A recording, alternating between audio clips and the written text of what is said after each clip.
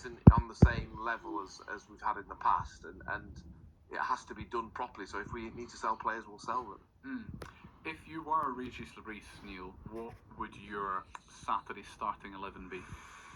Most of it probably picks itself, but not all of it. Yes, well, I don't know whether you can recall my calls to the studio all year, but I'm Patrick Roberts' biggest fan, but I would drop him on Saturday. I would start Mundle. I would play with two up front. Okay. It's what's disappointing is because of the injuries that Mark was mentioned is we haven't got Enzo Lafay playing in the middle of the park and we don't know how to do it. Yeah. And that's just really disappointing. But I think he should be in the middle of the park. But what an enormous call to put him there. So I don't know how he would do it. But I would drop Roberts and I would gamble with Mundle. So who does that? Am I missing something? I'm trying to piece together your sort of front six. If you've got Isidore and Mayenda as a front two, which is what you said, yeah, you're not playing Robert, so Mundle is one of your wingers. Who's your other one? It's not gonna be a winger. It's gonna be somebody playing wide. Yeah. I like the way they put Chris Rigg out there. It won't be Chris Rigg, but whoever it may be.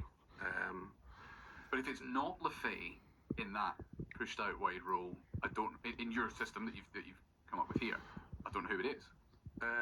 No, I don't. If you're not putting Joe out there, you're not putting Neil out there. No, I think he's putting Neil. I think I agree in that Neil and Bellingham and Lafay is your midfield three.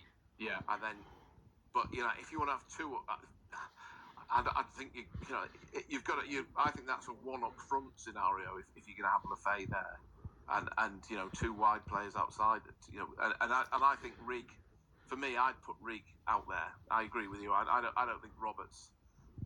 I think we need now whether he starts with him and changes it during the game, an hour in. But he doesn't do that a lot. The manager does he? He doesn't just make changes for the sake of it as such. He believes in the team usually. Yeah, he's picked. I do find it interesting. We'll come on to Newcastle in just a second. Find it interesting that going into the very final game of the season, we're still debating.